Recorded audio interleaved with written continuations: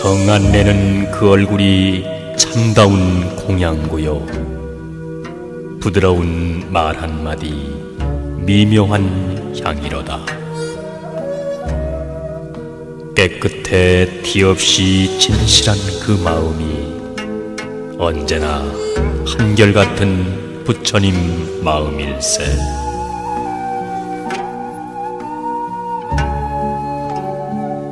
말은 마음의 소리요, 눈동자는 마음의 창문이다.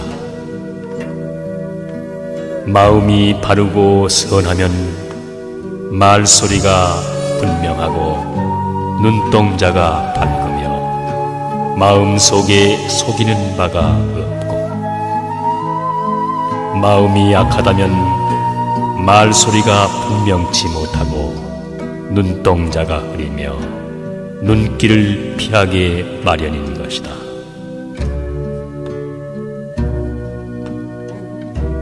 선한 사람은 아무리 선한 일을 많이 하였어도 제 스스로 나는 착하다 일컫는 사람이 없으며,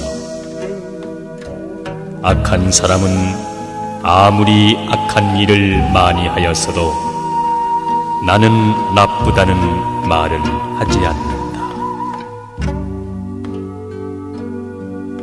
초대하지 않아서도 인생은 저 세상으로부터 찾아왔고, 허락하지 않아서도 이 세상으로부터 떠나갔다. 그는 찾아온 것과 마찬가지로 떠나가는 것이다. 거기에 어떠한 탄식이 있을 수 있는가?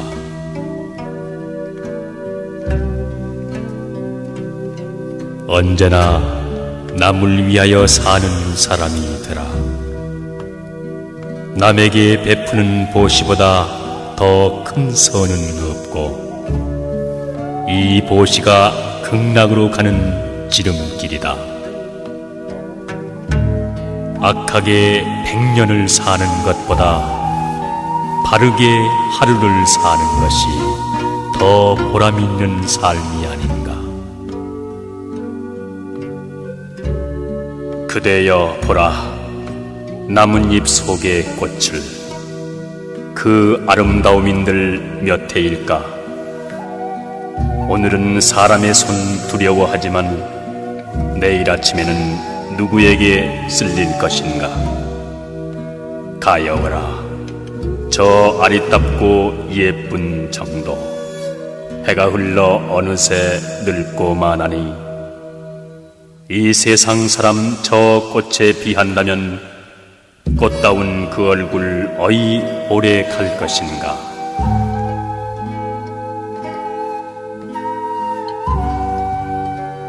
가난은 죄가 아니며 불행 또한 아니다. 가난 속에서도 즐거움과 행복이 있음이며, 가난이 싫거든 노력할 것이라. 노력하는 자에게 가난은 점차 멀어져 간다. 불행이 동쪽이나 서쪽으로부터 오는 것으로 생각한다면 큰 잘못이다. 불행이란 자신의 내부의 마음에서 옴을 알아야 한다.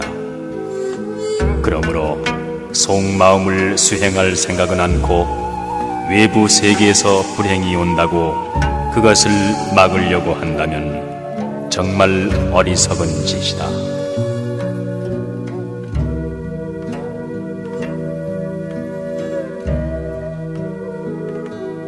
자기 일을 처리할 때에 잘 참으며 노력하는 사람은 재물을 얻는다.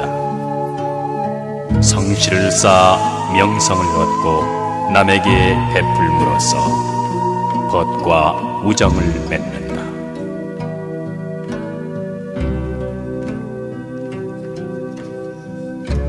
아무리 가난한 생활 속에서도 행복은 찾을 수 있고 떳떳하게 살 수도 있다.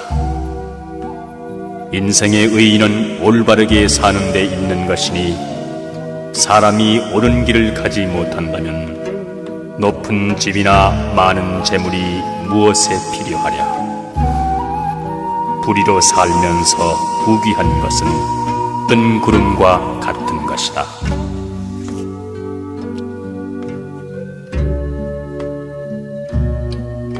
어제 저 산꼭대기 올라가 놀다가 천길벼랑을 내려다 보았다. 위태로이 서 있는 나무 한 그루, 바람을 맞아 두 가지로 찢어지고 빗물에 떠돌다 잎사귀 떨어지고 햇볕에 말라 티끌이 일었다. 아, 그렇게 무성하던 저 나무도 이제 한 줌 재로 변하고 말겠구나.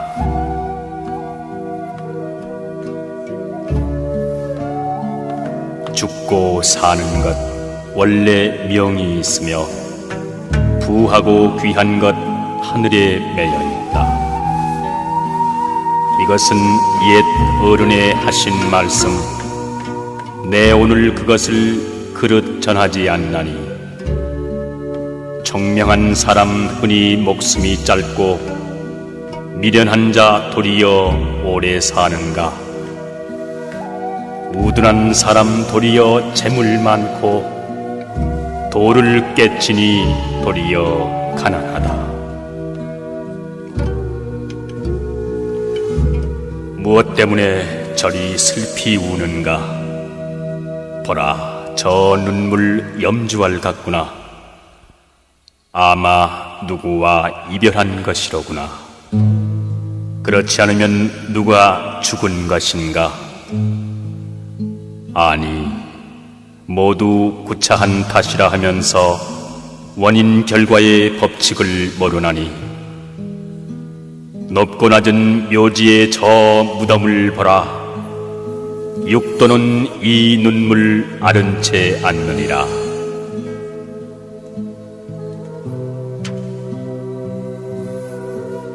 마음이 무력에 매이면 인생이 가련하게 느껴지고 무력에서 떠나 천성에 따라 편안한 마음으로 살아가면 인생이 절로 즐거워진다. 인생의 비애를 알면 무력에서 벗어날 수 있고 인생의 즐거움을 알면 자연히 성인의 경지에 도달할 수 있다.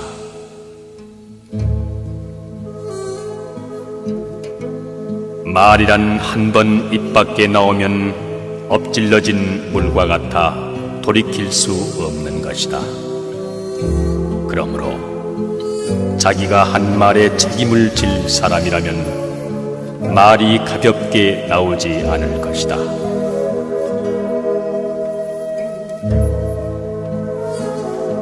참으로 염불하는 사람은 흰 연꽃과 같은 깨끗한 사람이다. 자비와 지혜의 두 보살은 그 친구가 되고 또 길을 벗어나는 일 없이 마침내 정토에 태어나게 될 것이다.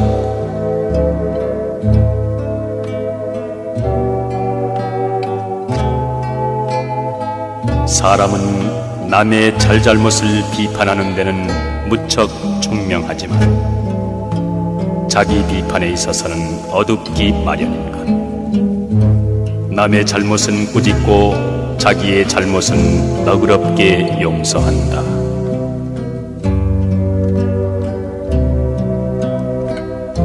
말은 함부로 할 것은 못 된다. 그러나 꼭 필요한 때에 하는 대화는 인생을 넓혀주고 생활을 부드럽게 해준다. 사람이 사람을 얻는다는 것은 우리 인생에 있어 얼마나 중요한 일인가.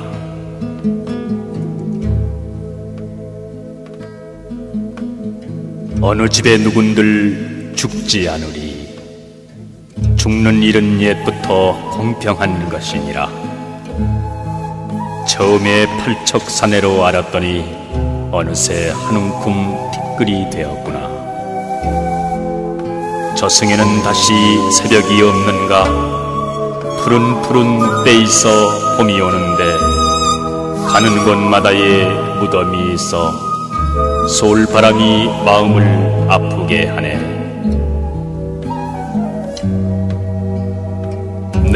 봄에 세상에 남을 속이는 사람들, 바구니에 물을 담아 달리는 것 같구나. 한숨에 달려 집에 와보면 바구니 속에는 아무것도 없었다. 내 봄에 남에게 속는 사람들, 그는 마치 밭에 난 부추 같구나. 날마다 칼로 베어내어도 도단하고 도단아 스스로 있네.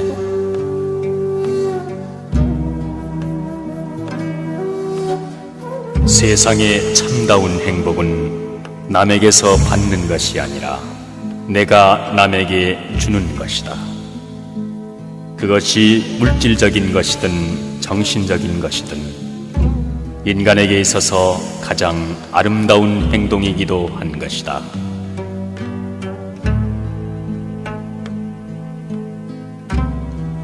인간은 100년도 못 되는 삶을 누리는데 세월은 덧없이 빠르기만 하다. 다행히 이 세상에 태어난 이상 삶의 즐거움도 누려야 하고 또 헛되이 살아가는 것은 아닌지 두려워도 해야 한다.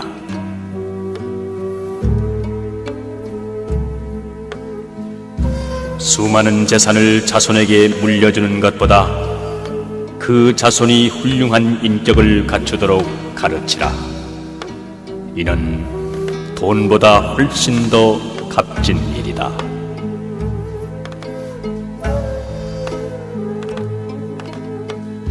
오늘 내가 빈천하였거든 베풀지 않았음을 알며 자식이 나를 돌보지 않거든 내가 내 부모를 편히 모시지 않았음을 알라.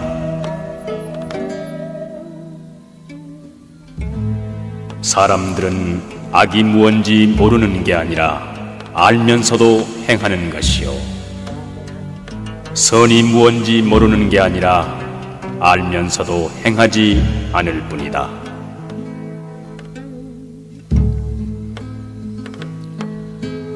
님에게는 아까운 것 없이 무엇이나 바치고 싶은 이 마음, 거기서 나는 보시를 배웠노라. 님께 보이고자 애써 깨끗이 단장하는 이 마음, 거기서 나는 지게를 배웠노라. 님이 주시는 것이라면 때림이나 꾸지람이나 기쁘게 받는 이 마음, 거기서 나는 인욕을 배웠노라. 자나깨나 쉴 사이 없이 님을 그리워하고 님의 곁으로만 도는 이 마음, 거기서 나는 정진을 배웠노라. 천하하고 많은 사람 중에 오직 님만을 사모하는 이 마음, 거기서 나는 선정을 배웠노라. 내가 님의 품에 안길 때 기쁨도 슬픔도 님과 나와의 존재도 잊을 때 거기서 나는 지혜를 배웠노라. 아, 이제 알았노라. 님은 이 몸에 바라미를 가르치려고 짐짓 애인의 몸을 놔두신 부처님이시라고.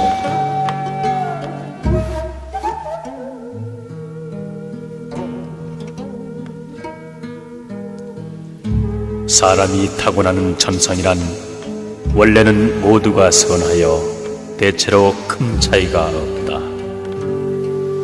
저 천진한 갓난 아이들을 보라.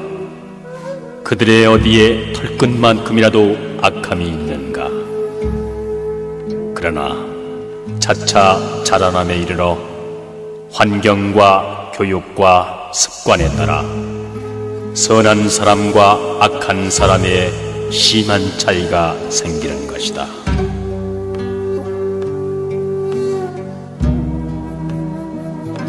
착한 일을 하고 이익을 보지 않으면 풀 속에 난 동화와 같으니 모르는 가운데 절로 자란다. 몹쓸 일을 하고도 손해를 보지 않으면 뜰 앞에 봄눈과 같으니 모르는 중에 반드시 높게 된다.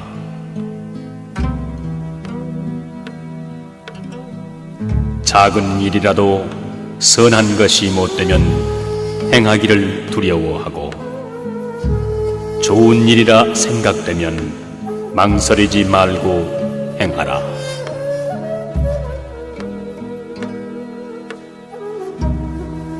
인격의 수양은 하루 이틀에 이루어지지 않는다. 되풀이하여 단련되는 쇠붙이처럼 꾸준한 노력이 필요하다. 또 활을 쏘는 사람이 충분한 실력을 길러 천근의 활로 쏘듯이 사업을 할 때에는 충분한 능력을 기른 뒤에 전력을 기울여야 성과를 거둘 수 있다. 성냄을 버려라. 거만을 버려라.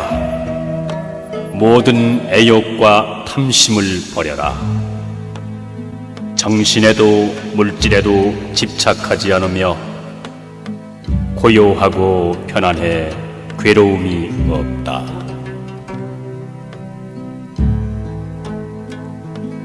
부자는 혹시 재산을 잃지 않을까 하여 언제나 걱정한다.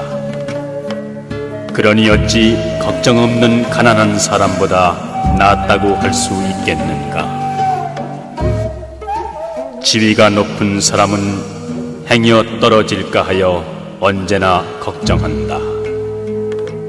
그러니 어찌 편안히 살아가는 서민보다 낫다고 할 수 있겠는가?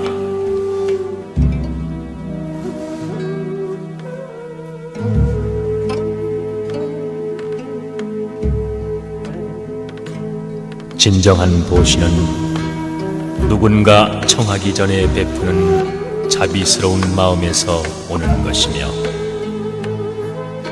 보시한 후에 후회를 한다거나 자랑스러워한다면 참다운 보시라 할 수 없다.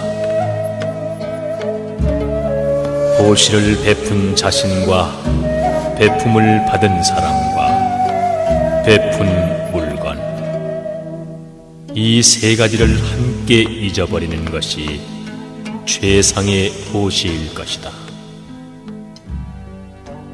그리하여 그에 대한 보답을 원하지 않고 깨끗한 자비의 마음을 갖고 타인도 자신과 함께 깨달음에 들어가도록 소원해야만 할 것이다.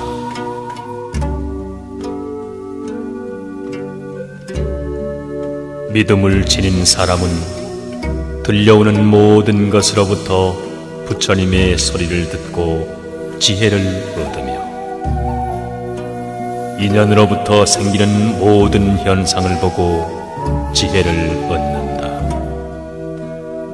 그렇게 했을 때 믿음은 길이 멀고 지루한 때에 격려가 되어 끈기 있게 받아들이는 미덕과 고요하게 환경에 순응하는 지혜를 알게 해준다.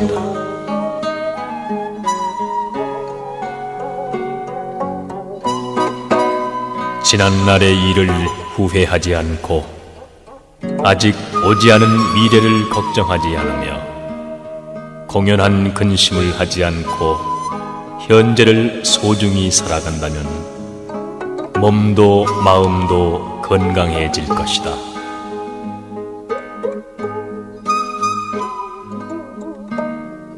가정은 마음과 마음이 가장 가까이 서로 접촉하여 사는 것이므로 서로 정답게 지내면 꽃밭처럼 아름다우나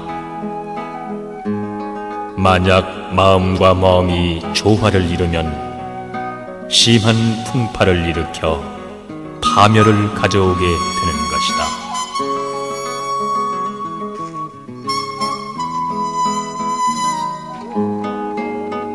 가르침의 요체는 마음을 닦는 일에 있다. 그러므로 욕심을 억누르고 자신을 이기는 일에 힘쓰지 않으면 안 된다. 몸을 바르게 하고 마음을 정직하게 하며 말을 진실되게 하여야 한다.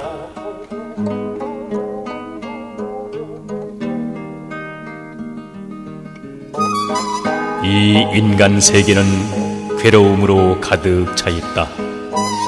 삶도 괴로움이며 늙음도 병도 죽음도 모두 괴로움이다.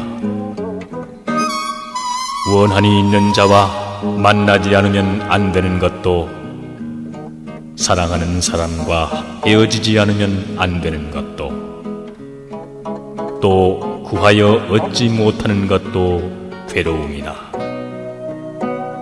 참으로 욕망과 애착에서 벗어나지 못하는 인생은 모두 다 괴로움에 쌓여 있는 것이다.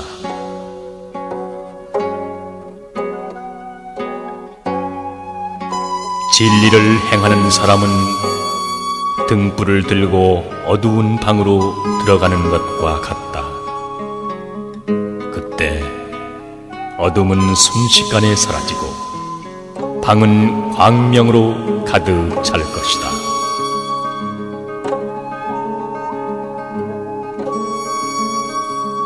사물에 차별이 없는데도 차별을 인정하는 것은 무명과 탐욕의 원인이 있다. 본래 사람의 행동에는 옳고 그름의 차별은 없는데도 사람들은 어리석기 때문에 그러한 차별을 하고 있고 판단을 하고 있을 뿐이다.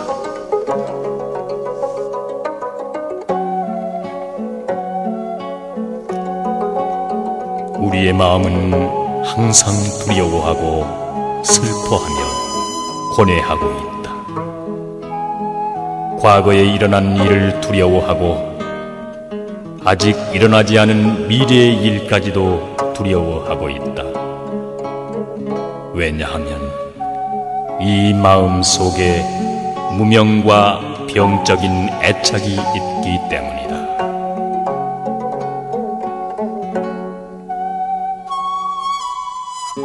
사람이 사물에 집착하게 되면 바로 그 순간부터 미혹의 생활이 시작된다. 깨달음의 정도를 따르는 사람은 실망하지도 않고 낙관하지도 않는다. 단 고요하고 평화스러운 마음으로 다가올 미래를 맞이한다.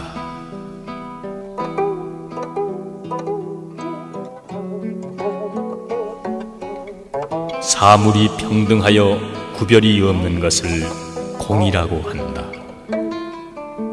사물 그 자체의 본질은 실체가 없고 생기는 일도 멸하는 일도 없으며 그것을 말로 표현할 수가 없으므로 공이라고 하는 것이다.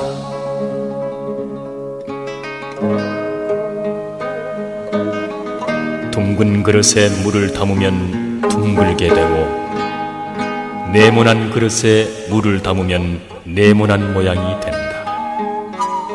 그러나 본래 물이 둥글다거나 네모난 형태가 있는 것은 아니다. 그런데 모든 사람들은 이 사실을 잊어버리고 물의 형태에 사로잡혀 있는 것이다.